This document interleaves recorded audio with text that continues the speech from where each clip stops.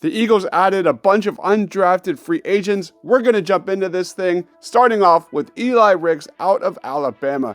It was a roller coaster year for Eli Rex in 2023. The former 5-star recruit transferred to Alabama after a down 2021 season at LSU. Then, he failed to win a starting job with the Crimson Tide and barely played on defense through most of the 2022 campaign. He's 6'2", 190 pounds with plus length. He's great in man coverage with very good ball skills and elite instincts. Rex has lapses with reaction quickness and doesn't quite have elite speed to recover at times. But he still remains an incredibly physical and prolific playmaker at the catch point. And the improved technique and efficiency that he showed in 2022 is a sign that he's starting to put things together. Eli Rex might be best suited as a zone corner where he can see everything and keep everything in front of him. Let's watch some highlights. Smart.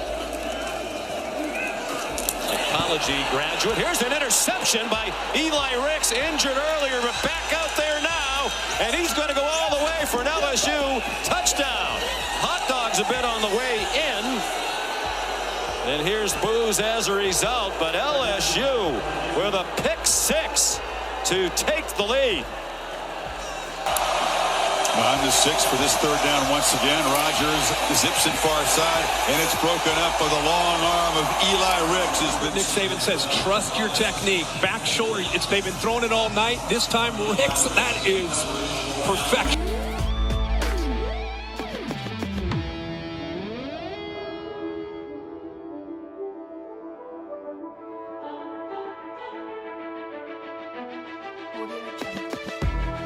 Next up, we have Louisville tackle Trevor Reed. Reed is an unrefined player who has some upside because of his appealing athleticism. He scored a 9.61 RAS score out of a possible 10. This ranks 51 out of 1,294 from offensive tackles graded between 1987 to 2023. His long arms and plus athleticism give him some intriguing upside when it comes to pass protection. Reed does a nice job of utilizing his length to punch and stay connected to rushers, but his lack of upper body and hand strength are major liabilities at the point of attack in the NFL. He needs to become much stronger in his core to improve his balance and body control. The bad news? He appears to lack the polish needed to make an impact early on his NFL career. The good news? He's got the legend Jeff Stoutland to help him refine those areas of his game. Reed feels like a player that Jeff Stoutland can try to develop behind the scenes for a couple years with a chance to become a backup in 2024. Let's watch some highlights. Pounds. Oh, Trevor Reed, baby! Security on staff will assist you in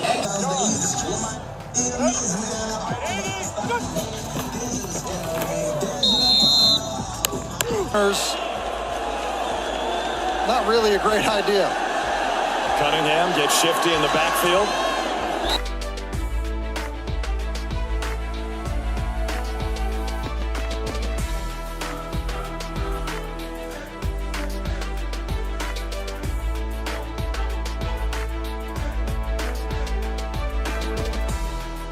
Coming up next, we've got wide receiver out of Clemson, Joseph Ingada, a 5-star recruit. He chose Clemson over Alabama, Ohio State, and many others. However, he battled several injuries and struggled to find the end zone through much of his career.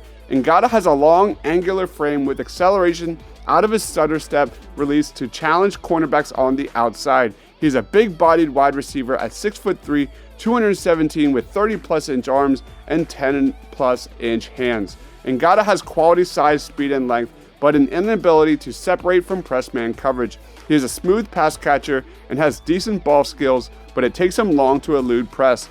Though his catch radius belongs in the NFL, his lack of runaway speed or short area bursts hinders the snap out of breaks. Staying healthy is the key question mark when it comes to Joseph Ingada. If Ingada can utilize that size and become a quality blocker at the next level, he might be able to carve out some sort of Zach Pascal type role for the Eagles moving forward. Let's watch some highlights.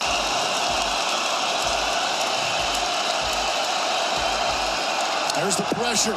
Downfield for Ingada. Touchdown, Clemson.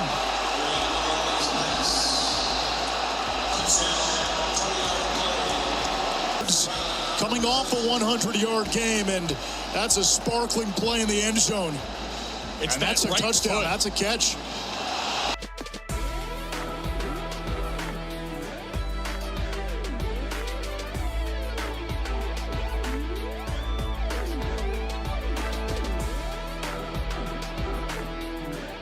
Coming up next, let's talk about Kansas State punter kicker Ty Zentner.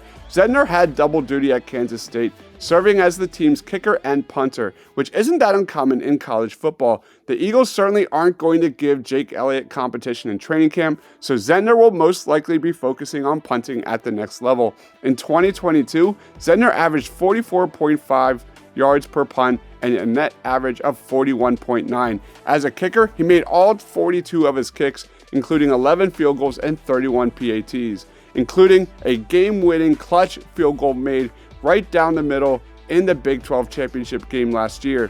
Zentner combines a monster leg with some serious shank issues. Shanks were, of course, the main downfall for Aaron Sipos last year. Unlike in 2022 training camp, the Eagles will have a punting competition in 2023, assuming Sipos or Zentner aren't released before we get there. Let's watch some highlights. Zentner to boot it away. Junior out of Topeka, Kansas. Wow, look at this. That is magnificent. Spielman. Well, my goodness, that could be. Scott Alexander will be adding this one up for quite some time. They'll have to punt it away on 4th and 12. Burrows is back deep. Remember, he had the punt earlier. Going to let this one down, and that is a huge kick. What a punt. Zentner has been one of the most valuable players on this Kansas State team. Been part of it. Big part of it. Worthy back to receive the Zentner punt. And he's going to let that thing bounce, and it checks up and goes out of bounds at the 4.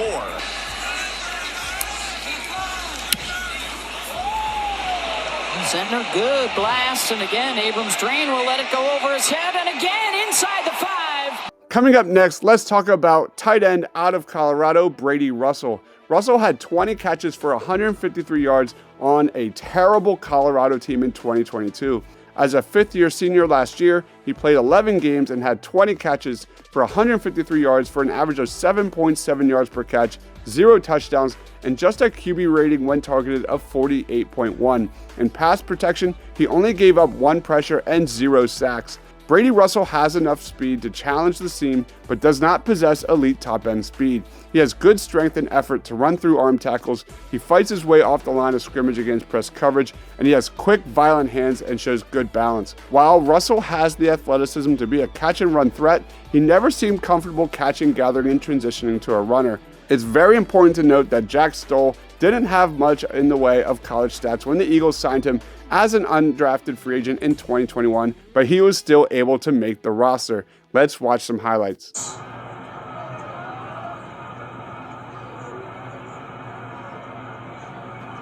Here's Fontenot. Gets to the edge. Lewis again getting out to his right. Now coming back. Watch some key throws. Ooh, in the middle, Russell. And Russell with some room. Well, we saw that in a play in Boulder early this year. Brady Russell should be on the air. And there's going to be the biggest pass play of the year. By far, Mr. Lewis. Watch him go from his left all the way. 1, 2, 3. That's a great job in his progression. And then to your point, turning on the Jets. See it just pulling away from Hunter. Threw it just 15 times week 1. He finds his tight end, Brady Russell. Coming up next, let's talk about cornerback out of LSU, and that is Makai Garner. Makai Garner has above average body and arm length. He smothers receivers with his play strength and big hands and does not concede a size advantage when tasked with jump ball situations. He locates the ball well when he turns his head downfield. Garner was the leader in the LSU secondary, but presents pedestrian speed with below average short area quickness. He really struggles against shifty route runners in man coverage if he doesn't make initial contact, and he'll be best suited as a zone corner at the next level. He's got a slow back pedal, thus his comfort level revolves around having the play set up in front of him. He allowed 4 touchdown grabs compared to 0 interceptions over his junior and senior seasons, and he must improve his tackling mechanics. Overall, Garner is a big physical corner built to match up with size at the next level, although NFL speed will shine a light on his lagging transitions and marginal recovery speed. Let's watch some highlights. Out of the backfield, Bigsby is sent back. That was Garner just thudding Bigsby. It's so hard on a quarterback.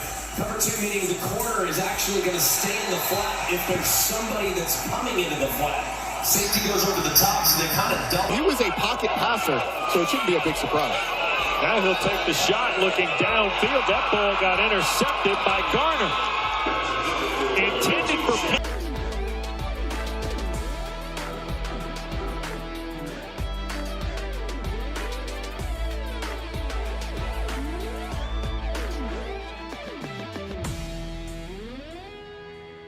Coming up next, let's talk about wide receiver out of Arkansas, Jadon Haselwood. A 5-star recruit, Haselwood was the #1 wide receiver in the 2019 recruiting class and the #1 recruit in Georgia ahead of Trey Walker, Andrew Booth, and Owen Pappoe. He was the #4 overall recruit nationally behind only Nolan Smith, Kayvon Thibodeau, and Derek Stingley. This is a slender prospect with an athletic frame and large hands. He shows lower body fluidity and hip sync to get in and out of his breaks. He has build-up speed to make downfield plays over coverage if given a clear runway, and I think he shows promise as a blocker. Weaknesses-wise, he has average strength, and that shows up when he's going through defenders. He sometimes allows the ball into his body and doesn't really have any special teams experience. He suffered a torn ACL in April 2020 to his right knee, and he had a sprained AC joint in his left shoulder in September 2022. Overall, Haselwood is a solid athlete with short area quicks to defeat press, but his separation is usually short-lived, which means his best position moving forward will likely come from the slot. Let's watch some highlights. Williams into the end zone. Touchdown, Oklahoma. Haselwood again. He had 3 touchdowns last. Kennedy Brooks in the backfield. Instead, they run around the edge to the goal line. In for the touchdown, Jeremiah Hall. Sooners answer and take a second quarter lead. He is so enjoyable to watch. I sent you guys some tape earlier this week of him as just one of the more violent blockers on this team. So you're going to see the run, and I love it. You get all of those defenders laterally pursuing, and you give Hall an opportunity and tremendous blocking outside. Put a little star by Jordan Haselwood as well. A big block on the edge.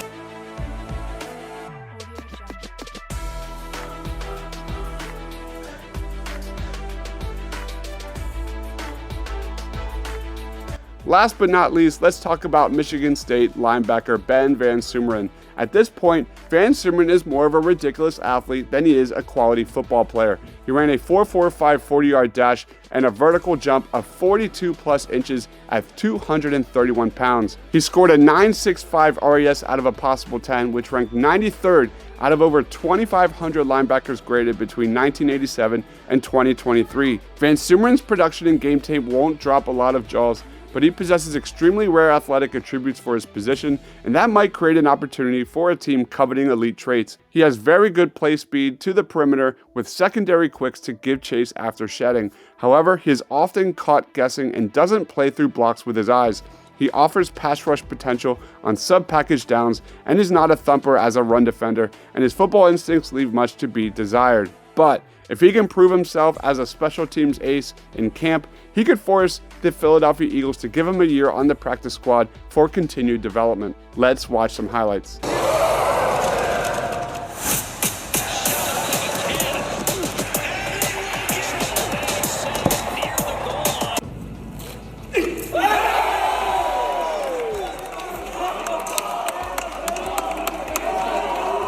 Pressure from that East team defense. See if he has some time to get one loose here. Yeah, it's going to be under pressure again, and that's Ben VanSumeren, leading tackler for all teams.